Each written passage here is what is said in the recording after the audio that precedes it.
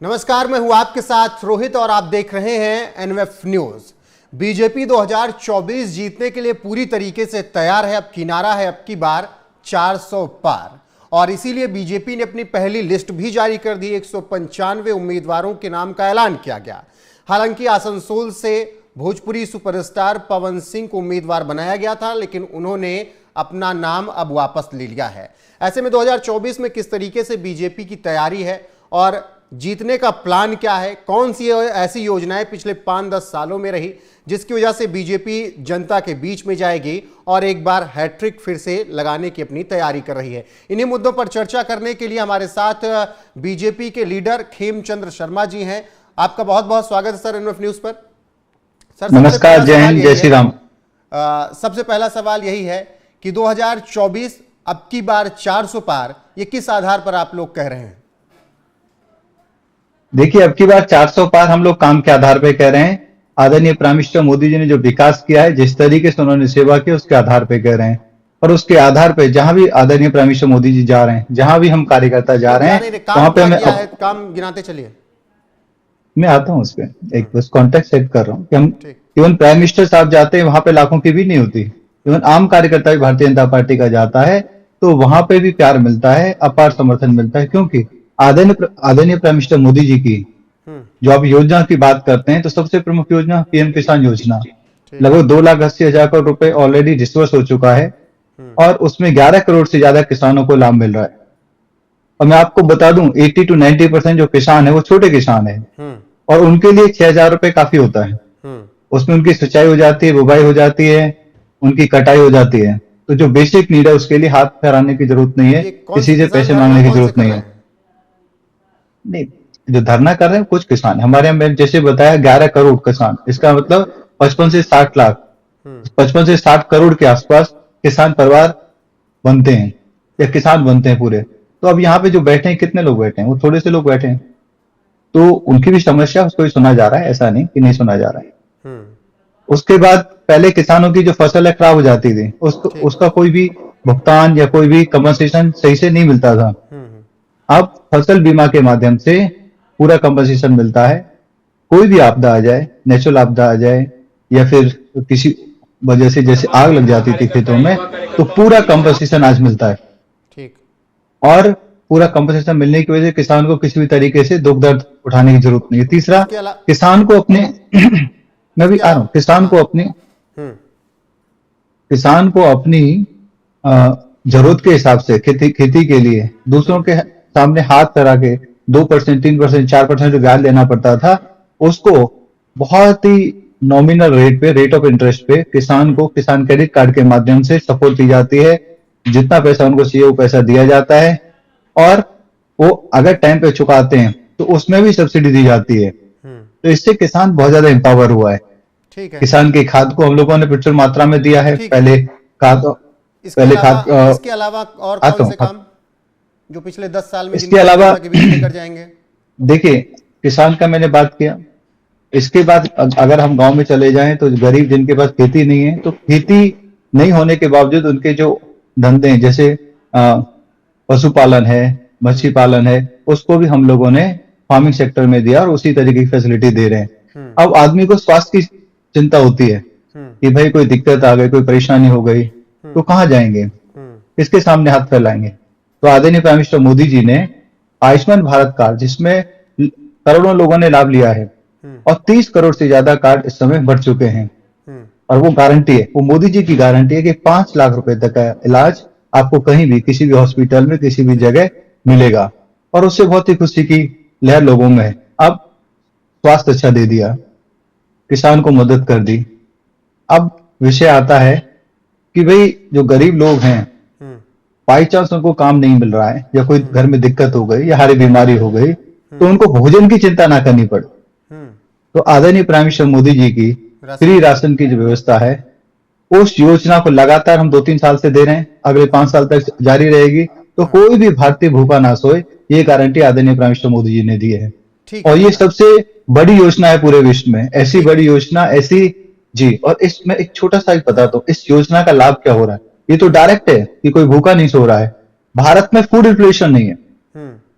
पूरे विश्व में फूड इन्फ्लेशन है, पूरे विश्व में जो प्राइसेज हैं भोजन के वो काफी बढ़ चुके हैं, लेकिन भारत फ्री, क्योंकि जो फ्री राशन की जो व्यवस्था है उसके माध्यम से किसान, गरीब, गांव में रहने वाला व्यक्ति खुद खा भी रहा है, अपने जानवरों को भी खिला रहा है और मार्केट में भी जा रहा है। ठीक है, ठीक है, लेकिन आपको लगता है कि आपकी जो योजनाएं हैं, जो स्कीम है अभी तक जो रही हैं पिछले 10 सालों में, उसके आधार पर सामने विपक्षी गठबंधन INDIA है, उसका सामना कर पाएंगे?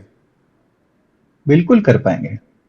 यही तो हमारा सबसे बड़ा हथियार है, ये तो ब्रह्मास्त्र है और ये अचूक है।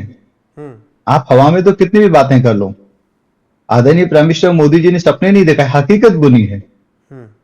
आदरणीय प्राइम मिनिस्टर मोदी जी ने 83 लाख जो सेल्फ हेल्प ग्रुप है उनके माध्यम से 9 करोड़ महिलाओं को सशक्त किया है, ठीक है। और उसमें से 1 करोड़ से ज्यादा महिलाएं लखपति दीदी बन चुकी हैं। 2 करोड़ और महिलाओं को लखपति दीदी बनाने का हमारा प्लान है। आदरणीय प्राइम मिनिस्टर मोदी जी ने फ्री बिजली देने का एक सतत और एक कंटिन्यूस प्रक्रिया के लिए एक प्लान बनाया है और PM सूर्य घर मुफ्त बिजली योजना शुरू की है। उसमें 300 यूनिट तक की बिजली आपको फ्री मिलेगी। कैसे मिलेगी?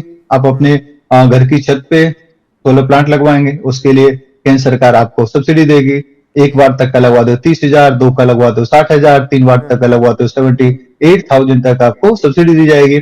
और बाकी जो पैसा है अगर आपके पास नहीं है तो मात्र 7% आप रेट ऑफ इंटरेस्ट पे बाकी का पैसा बैंक से बिना गारंटी के ले सकते हो, ठीक है, और उसको लगवा सकते हैं। और इसके साथ साथ बस छोटा समय लेता हूं, इसमें 17 लाख लोगों को सीधा सीधा एम्प्लॉयमेंट मिलने वाला है और कमाई भी हो सकती है। ठीक है खेमचंद जी, अब अगर आ जाएं, देखिए ये तो आपकी स्कीम और योजनाओं की बात रही जो आपने पिछले 9-10 साल में की है, गैस, चूल्हा, पानी, ये सब को लेकर। लेकिन अब बात आ जाए धर्म की। बीजेपी की धर्म की राजनीति से वो अपने आप को अलग नहीं कर सकती है। 2 सीट से लेकर आप 200 पार गए, 300 पार गए, राम मंदिर बनकर तैयार है, 370 आपने कश्मीर में हटा दिया। तो इन सब का भी फायदा आप लोगों को दिख रहा है? अब की भी राम राजनीति में है क्या, जैसा विपक्ष कहता है? देखिए, राम हमारे लिए आस्था का विषय है। राम हमारे लिए राजनीति का विषय नहीं है, ना था ना रहेगा। हाँ, भारतीय जनता पार्टी और मोदी जी अपनी संस्कृति उत्थान के लिए काम करते और उन्होंने किया है। पहले हमारी संस्कृति को दबाने का काम किया जाता था, कुचलने का काम किया जाता था, अपमानित करने का काम किया जाता था। लेकिन आज हमारी संस्कृति का उत्थान जो जरूरी है, क्योंकि संस्कृति से हम सीखते हैं, हम प्राइड लेते हैं और उसे सीखते हुए हम आगे बढ़ते हैं और हमें पॉजिटिविटी आती है। पहले तो होता था नहीं, कुछ हो नहीं सकता, कुछ किया नहीं जा सकता। आज हम कहते हैं नहीं, हो सकता है, राम मंदिर वहीं बन सकता है जहां पे आतताइयों ने तोड़ा था। कि बीजेपी सरकार के कार्यकाल में हिंदू मुस्लिमों में क्या कहते हैं, इन्होंने तलवारें खिंचवा दी हैं। कहां तलवारें खींची हैं? कौन सा बड़ा दंगा हुआ? नहीं हुआ, क्योंकि हम सबके लिए काम करते हैं। हमारी जितनी भी योजनाएं सबके लिए गई हैं। हम जब किसानों की बात करते हैं सभी किसानों की बात करते होती है ना, क्योंकि ओवैसी कहते हैं कि हम मस्जिदें नहीं भूलेंगे, हम एक हमारी छीन ली, हम दूसरी नहीं छीनने देंगे, ज्ञानवापी को लेकर कहते हैं। नहीं, ओवैसी जी कहते हैं, ऐसे कुछ और कट्टरपंथी हो सकते हैं, लेकिन अधिकतर मुसलमान भगवान राम के मंदिर का स्वागत कर रहे हैं, जा भी रहे हैं, दर्शन करने भी जा रहे हैं और वो ये भी मानते हैं कि वहां भगवान का स्थान था, राम जी का स्थान था, मंदिर बनना चाहिए था। और इस तरीके से मंदिर तोड़ के जो मस्जिद बनाई गई वो पाक मस्जिद नहीं थी। वहां पे इवन जो दुआ कर रहे थे वो दुआ भी भगवान को या अल्लाह को नहीं लगती, तो वो गलत था। तो जो गलत लोग हैं वो मुट्ठी भर हैं, वो कट्टरपंथी हैं, वो कट्टरपंथियों को हमें चिंता नहीं है, हमें आम भारतीय की चिंता है। और आम भारतीय आज भारतीय जनता पार्टी के साथ खड़ा है, ट्रिपल तलाक हटाए, आम भारतीयों की चिंता है। लेकिन जो हल्द्वानी फिर संदेश खाली में हुआ, उस पर फिर आप क्या सोचते हैं? नहीं, हम वहां पे जो गलत हुआ है, गलत के खिलाफ लड़ रहे हैं।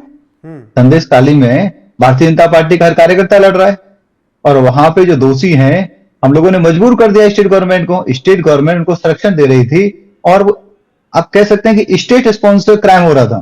तो हमारी माता बहनों के साथ जो टीएमसी का वरिष्ठ नेता है अपनी सरकार की धौंस देके, अपने बाहुबल की धौंस देके वहां पे अत्याचार कर रहे थे।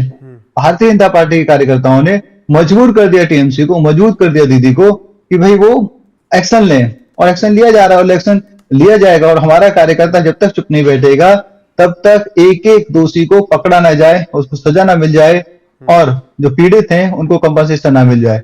वैसे ही आप हल्द्वानी की बात कर रहे हैं, हल्द्वानी में जितने भी दोषी हैं उनको आइडेंटिफाई किया जा रहा है, अरेस्ट किया जा रहा है और किसी को नहीं बख्शा जाएगा।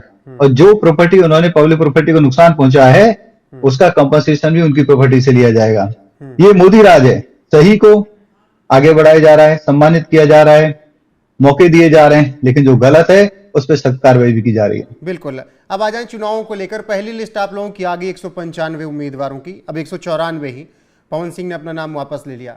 क्या लग रहा है जो जिन कैंडिडेट्स को खड़ा किया गया है, मैं दिल्ली पे ही बात कर लूँ तो दिल्ली में प्रवीण खंडेलवाल चांदनी चौक से, उत्तर पूर्व दिल्ली से मनोज तिवारी, नई दिल्ली से बांसुरी स्वराज, पश्चिम दिल्ली से कमलजीत सहरावत, दक्षिण दिल्ली से राम सिंह बिधूड़ी।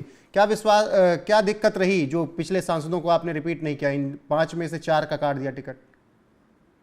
नहीं, दिक्कत नहीं है।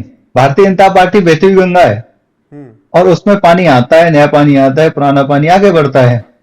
तो हमारे यहाँ पे करोड़ों कार्यकर्ता हैं और सभी को रोटेशन पे मौका दिया जाता है। कभी किसी को ऑर्गेनाइजेशन में भेजा रहा है, कभी किसी को चुनाव लड़वाया जा रहा है, कभी किसी को गवर्नमेंट में भेजा जा रहा है। तो हमारे यहाँ पे काम की भी कमी नहीं है। अलग अलग तरीके का कार्यकर्ता जानता है कि वो ट्रस्टी है, वो ठेकेदार नहीं है, वो मालिक नहीं है। तो जब पार्टी ऑर्गेनाइजेशन बोलेगा उसके अनुसार हमें काम करना है। और जिनकी आप बात कर रहे हैं हमारे सम्मानीय नेता है, वरिष्ठ नेता है, पार्टी उनका उपयोग करेगी और उन्होंने जबरदस्त अपने क्षेत्र में काम किया है। 2-2 बार 3-3 बार वो सांसद रहे, विधायक रहे और मंत्री रहे।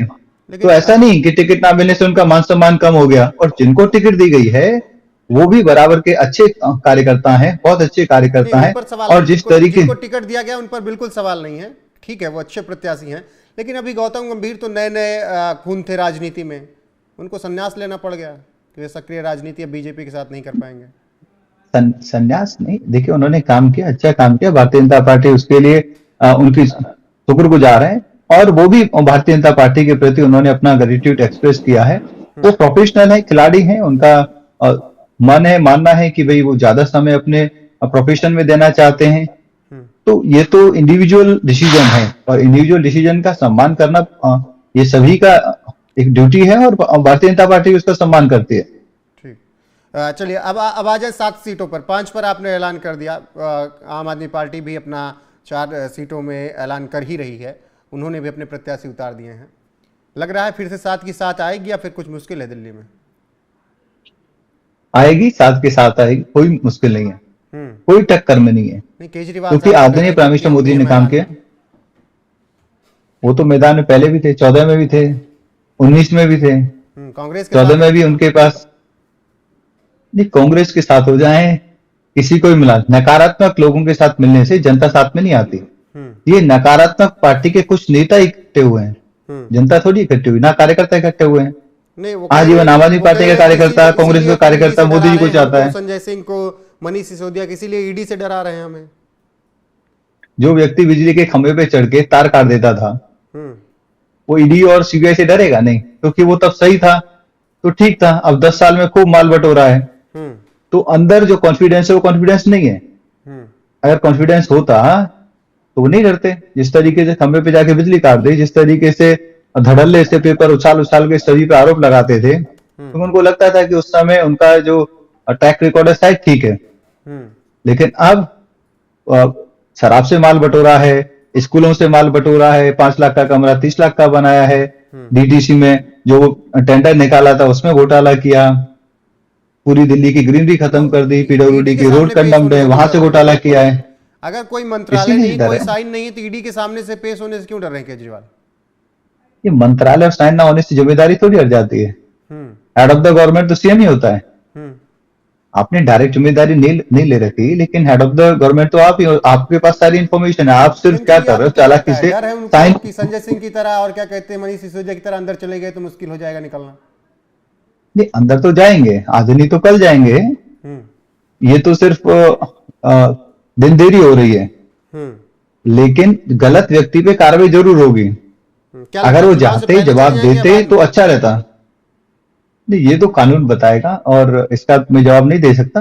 कानूनी प्रक्रिया है, कोर्ट में भी है और ईडी और सीबीआई जिस तरीके से वो जांच कर रहे हैं, उनको जब उचित लगेगा वो अपना नोटिस पे नोटिस दे रही है तो वो कार्रवाई करेगी। ठीक है। तो 7 सीटों पर हम जो बात कर रहे थे कि आप कह रहे हैं कि दावा कर रहे हैं 7 के 7 जीतेंगे, दिल्ली में किस आधार पर जीतेंगे? क्योंकि विधानसभा में तो आप लोग आ नहीं पाते हैं, विधानसभा में एक तरफा ये साफ कर देते हैं आपको। लोकसभा में ऐसा क्या है कि लोकसभा में जीत जाते हैं? केवल मोदी की गारंटी, मोदी का चेहरा?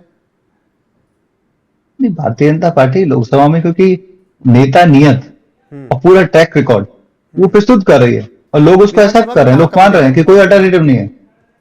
नहीं, विधानसभा में कमी रह गई थी तो हमने उसको एवेल्युएट किया और हम सुधार रहे हैं और आने वाले समय में विधानसभा में भारतीय जनता पार्टी जीत के आएगी और अपनी सरकार बनाएगी। अब इसके अलावा आ जाए कुछ अलग अलग राज्यों के मुद्दे पर। उत्तर प्रदेश में 80 के 80 आप बात कर रहे हैं। योगी आदित्यनाथ वहां पर एक बड़ा चेहरा है, मुझे लगता है कि वहां पीएम मोदी भी बहुत कम उनको काम करना पड़ेगा, हालांकि वो पूरे देश में घूम रहे हैं, काम कर रहे हैं। उत्तर प्रदेश में 80 की 80 लग रहा है आ जाएगी? बिल्कुल आएगी, क्योंकि वहां डबल इंजन सरकार ने बहुत काम किया है, उत्तर प्रदेश को उत्तम प्रदेश बनाया है। उत्तर प्रदेश बहुत ही पिछड़ गया था और वहां पे हर जगह भ्रष्टाचार था, हर संस्थान को बर्बाद कर दिया गया था। वहां सड़कें गड्ढों में थी, सड़कों में गड्ढे नहीं थे, गड्ढों में सड़कें थी। स्कूल, कॉलेज, हॉस्पिटल सब परेशान थे। वहां की जो लॉ एंड ऑर्डर व्यवस्था है वो बिल्कुल कंडम्ड हो चुकी थी। आज पूरे तंत्र को सुधारा गया, पूरा तंत्र बेटर है।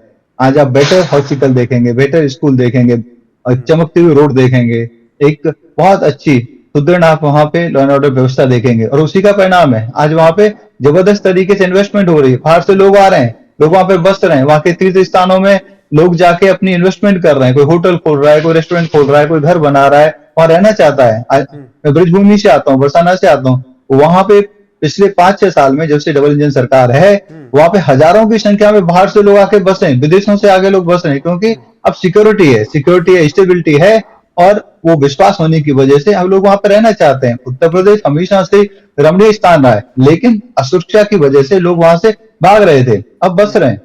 ठीक है, आप कह रहे हैं ब्रजभूमि से आते हैं तो सवाल एक और वहां से उठ जाता है, हेमा मालिनी को टिकट देना सही था क्या? वो पिछले 5 साल में इतना उपलब्ध रही ब्रजभूमि के लिए? नहीं, बिल्कुल, हमेशा वो डायरेक्टली या इनडायरेक्टली कनेक्टेड रही। उनका ऑफिस हमेशा हमारे एक एक कार्यकर्ता के लिए, एक एक ब्रजवासी के लिए अवेलेबल रहता है। जब भी किसी को भी जरूरत होती है किसी भी कार्य के लिए, तो वो मथुरा में और मथुरा के अलावा जो विधानसभा में उनके प्रतिनिधि हैं वो हमेशा साथ में खड़े रहते हैं। और मैडम भी ब्रजभूमि में जाती रहती हैं, वृंदावन से उनका विशेष लगाव है, मथुरा से विशेष लगाव है, ब्रजभूमि से विशेष लगाव है और वो हमेशा लोगों के बीच में रहती हैं, कार्यकर्ताओं के बीच में रहती हैं। और कार्यकर्ता और मैडम का ऐसा प्यार है जैसे राधा कृष्ण का, इसीलिए ना मैडम मथुरा को छोड़ पाई, ना ही ब्रजवासी मैडम को छोड़ पाए। ठीक है, अब एक और सवाल, क्या लगता है पवन सिंह ने नाम क्यों वापस ले लिया? आसनसोल से चुनाव लड़ाया जा रहा था, टीएमसी से कोई डर, शत्रुघ्न सिन्हा से करीबियों की वजह से, आपको क्या लगता है? नहीं, ये तो जवाब वही देंगे क्योंकि ये तो इंडिविजुअल डिसीजन है। पार्टी ने उनको मौका दिया, इतना बड़ा मौका दिया, अगर उनको लगता है कि भाई उनकी कोई पर्सनल प्रॉब्लम है तो ये तो वही बताएंगे। लगता है क्या कि बंगाल में लोकतंत्र खतरे में है? नहीं, बिल्कुल है, लगता नहीं, वो तो दिख रहा है। वहां पे तो साम दाम दंड भेद सबका उपयोग हो रहा है, वहां पे तो गुंडों का उपयोग किया जा रहा है और वहां पे गुंडे सिर्फ अब है नहीं, बनाए जा रहे हैं। विदेशी इंट्रूडर्स को वहां पे पहले एंट्री दी जाती है, उनको संरक्षण दिया जाता है, उनके फेक डॉक्यूमेंट बनवाए जाते हैं और उनका भारत से कोई लेना देना नहीं है। उनको पता है कि वो क्राइम कर देंगे, वो बॉर्डर पार कर जाएंगे तो बच जाएंगे। तो ऐसे गुंडों को बनाया जा रहा है ताकि वो इलेक्शन में लीड ले सकें, फेक वोट डलवा सकें, फेक वोटर्स बनाने का काम किया जा रहा है। लोकतंत्र खतरे में है, हमारा कार्यकर्ता लड़ रहा है, हमारा कार्यकर्ता लड़ के ये सुदृढ़ करेगा कि वहां पे हम ज्यादा से ज्यादा सीटें जीतें और जो दीदी ने अत्याचार वहां पे व्याप्त किया हुआ है उस अत्याचार को खत्म करें। ठीक है, आखिरी सवाल, नारों से इतर आपको क्या लग रहा है? बीजेपी कितनी सीट, एनडीए गठबंधन कितनी सीट? नारों से इतर भारतीय जनता पार्टी, मुझे ऐसा विश्वास है, कम से कम 375 सीट जीतने वाली है और एनडीए 400 पार करेगा, 410, 405 जो भी है वहां तक पहुंचेगा। और ये लॉजिकल है क्योंकि साउथ में हम जबरदस्त रिटर्न करने वाले हैं, जबरदस्त वहां परफॉर्म करने वाले हैं।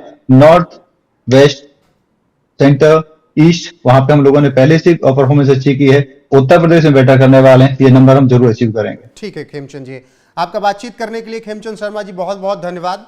तो एनएफ जय हिंद, पर ये धन्यवाद। हमारे साथ आपके बीजेपी लीडर खेमचंद शर्मा, जिन्होंने हर एक मुद्दे पर बात की। पहली लिस्ट आने के बाद उन्होंने अपनी प्रतिक्रिया दी, पवन सिंह को लेकर, पश्चिम बंगाल की राजनीति को लेकर, इसके अलावा उत्तर प्रदेश और देश के अलग अलग मुद्दों पर हिस्सों पर लेकर उन्होंने चर्चा की। पिछले 10 साल में मोदी के कार्यकाल को लेकर भी उन्होंने हमसे अपनी राय रखी। फिलहाल के लिए आप दर्शकों का भी विशेष आभार, और अपनी राय इस पूरे साक्षात्कार पर दे सकते हैं। मेरी तरफ रोहित पांडे की तरफ से आप सभी को नमस्कार।